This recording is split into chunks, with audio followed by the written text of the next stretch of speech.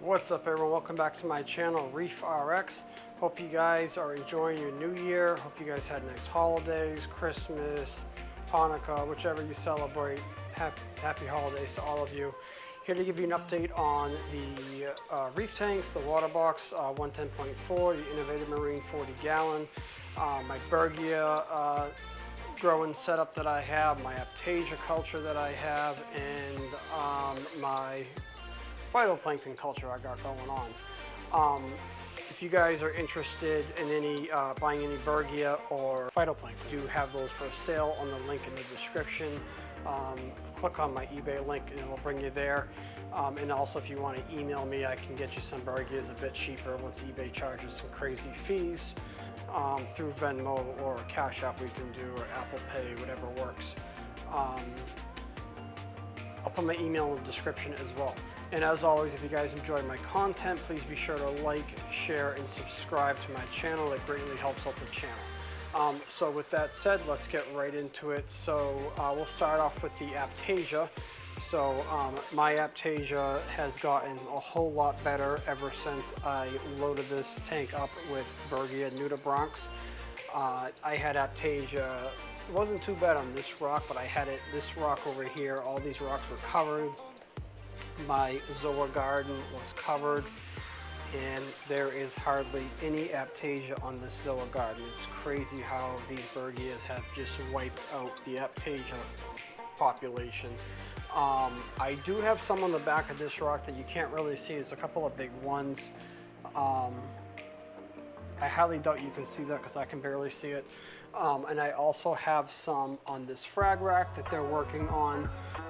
I put probably 40 or 50 Bergias in this tank. Most of them are between like 3/4 to 1.5 inches long. Probably the average size about 1 inch long. And they've just been going to town, clearing out the Aptasia. And you know, it was such a bad problem, the Aptasia. The infestation was so bad, I didn't think it was ever going to get better. I probably had close to 300-400 Aptasias in this tank. And I'm probably down to like 30, so if that. I mean, I'd say even less than 30, but most of them probably being on that frag rack. So that's going really good. One issue I did have with the tank today, my MP40, the Vortex MP40 on this side, started making a really loud noise. So I contacted Ecotech, knowing it's out of warranty, but they said send it in, we'll take a look at it, and we'll charge you for parts. So I was happy to hear that they're willing to support products that are out of warranty. So I sent it in. I'm still waiting for them to evaluate it. It just got delivered a couple of days ago. So I'm expecting to hear back probably tomorrow, the next day, and see where that goes. I will update you guys on that. I did get a new clownfish here. I got a Picasso to go with my other clownfish over here, who's been hanging out in the back of the tank today. I was trying to catch him with the net. He was being a little bit of a bully, so I wanted to put him in like a little breeder thing I had just for like a day, so I could let this clownfish, you know, kind of find his spots. But so he's hiding back there where he's normally in this frog spawn, but he seems to be doing okay. He's not really bullying anymore. And then what else I got going on? So I had the Astorina starfish. I had those pretty bad, but I have a harlequin shrimp in here, which I was going to try to show you, but I don't know where he is. Yeah, he's in here somewhere. I'm not sure where he went, but he's pretty much cleared up this population, so pretty happy about that. He worked really well. Probably had him for about 2.5 months or so. And kind of just cleaned up the population. So happy about that. I think that's it. The tank's looking really good. The coral growth is spectacular. I am going to be hooking up a recirculating CO2 scrubber. And so the whole reason behind this, my pH is pretty low. We live in a newer apartment building that has really good insulation. Windows are closed off really well, like no airflow from the outside, which is a good thing, but not, I guess, if you have a reef tank. So my pH runs pretty low. At its low, it runs about 7.6. at its average is 7.7 to 7.8, sometimes 8.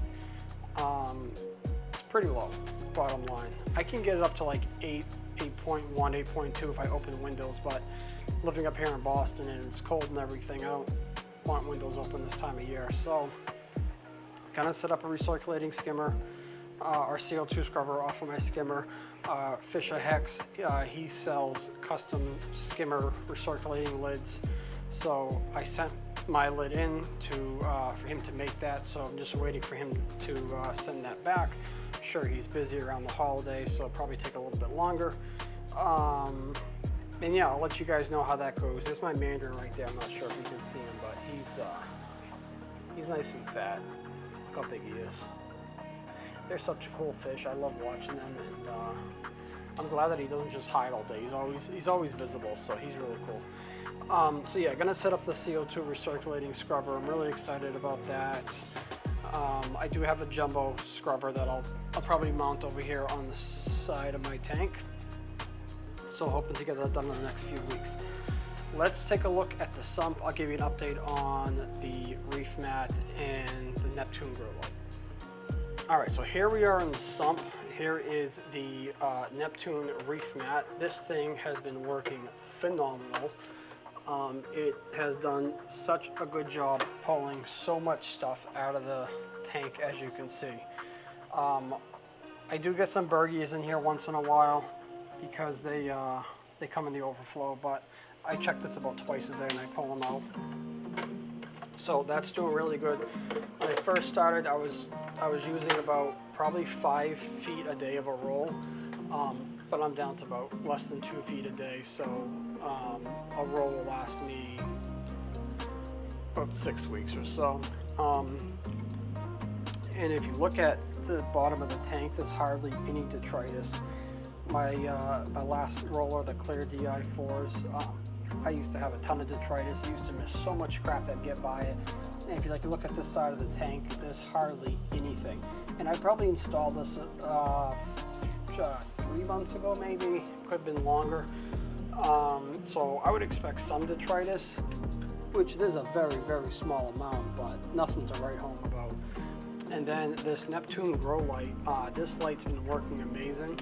I just pulled about, I literally filled a 5-gallon bucket of Kato out of this yesterday, and you know, I left a good chunk in there, but this light works amazing. I'm very surprised at how good it works. I like it because it doesn't take up an outlet on my Neptune energy bar. It takes up a 24 volt port out of there. So that's going really well. Skimmer, pulling lots of crap out of there. Probably a good time to clean it. I haven't cleaned it for at least a month, so doesn't, you know, like I skim pretty dry, as you can see. Not much coming up, not much bubbling over, but you know, I got a lot of I feed a lot in this tank, so I need all this stuff. And I like to feed for the corals and the fish, and they're fat, happy, and healthy, and that's kind of how I like things. So not using my 2 manifolds, have them in case I need them.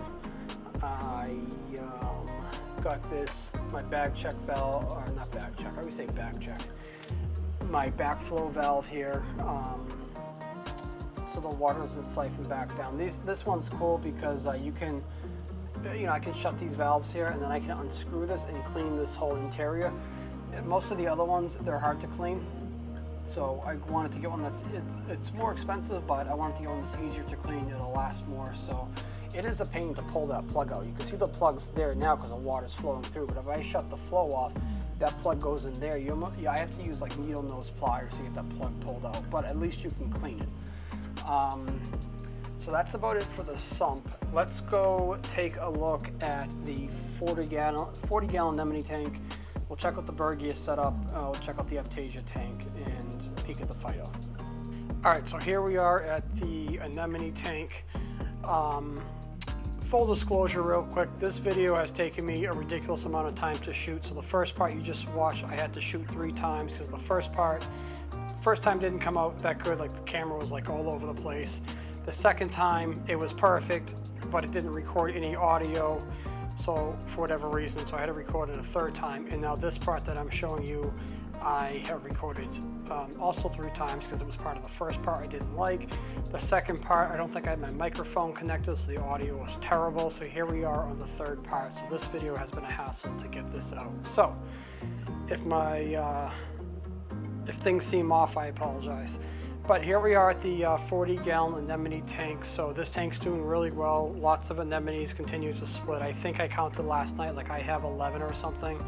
They've been moving around the tank a lot too, so they're pretty active.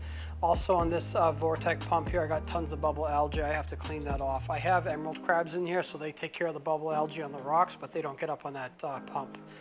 Oh, you can actually see one right there next to that anemone. He's a big guy. So yeah, I really haven't done much to this tank. I haven't done any water changes. I did try to get that 6-line wrast out of the tank to put him in my Aptasia tank the other day. But if you've ever tried to catch one of those guys, you know that's impossible. So yeah, still got the 2 clowns, the dotty back, and that 6-line emerald crabs and some snails. So clowns are just shooting through the anemones there, but that's about it for this tank. I still got that Zoa colony down there doing pretty good. So I was surprised too because one of the anemones crawled over that Zoa colony and I was expecting it to sting it, but the Zoas were fine. So that's that. Well, I'm going to show you my Bergia setup and my Aptasia tank and my Phyto. So let's check that out. All right, so here is my Phyto culture. I culture 5 gallons at a time. This is just like a little homemade container that I got from, it's a drink container I got from Walmart. I took some rope lighting, wrapped it around, and I took this black foil tape and taped everything together. It works great. Like I said before, I sell phytoplankton. I sell it in these 16-ounce size bottles if you're looking. And I also have the 52-ounce, that's hard to see, 52-ounce bottles there. So if you're looking for phytoplankton, you can find some on the link below in my eBay.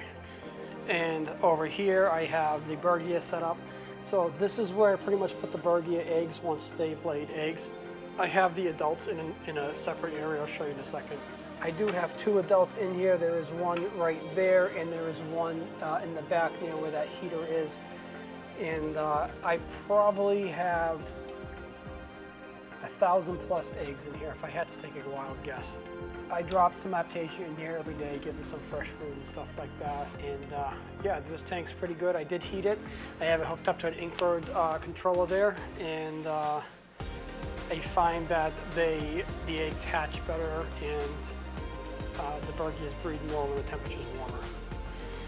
Also got a little brine shrimp hatchery here. All those guys just hatched, so I gotta feed those to my tank tonight. So I put this lid over so my cat doesn't try to mess with it. Let me show you the adult Bergias, and we'll head over to the Aptasia tanks. All right, so here's where I keep my adult Bergias that are pending sale or pending shipment. This container here, I have 10 half-inch Bergias. So sometimes they float to the top. Doesn't mean they're dead, they just float to the top. So I took all the eggs out of this yesterday. I can already see they laid 1, 2, 3, 4, 5, 6, 7. So within 24 hours, they laid 7 sets of eggs. So that's pretty good. So these guys are doing good. Might even be 8, it's hard to tell. So let me see if I can get a better photo here of them. There you go. You can kind of see them better. And actually you can see the egg spirals too. You see the egg spirals? So these guys, I don't think I fed them last night, so I gotta give them food. You can almost tell I didn't feed them because they're white. When the Bergias are white, it generally means they have not eaten in 24 hours. When the Bergias have a brownish color, kind of like this guy here, right, you can see better there. That means they ate within the last 24 hours generally. So I gotta feed these guys tonight. And let me show you my Aptasia tank in the other room. All right, so here are my Aptasia tanks. You're probably wondering why the one on the right is very green, the one on the left is very brown.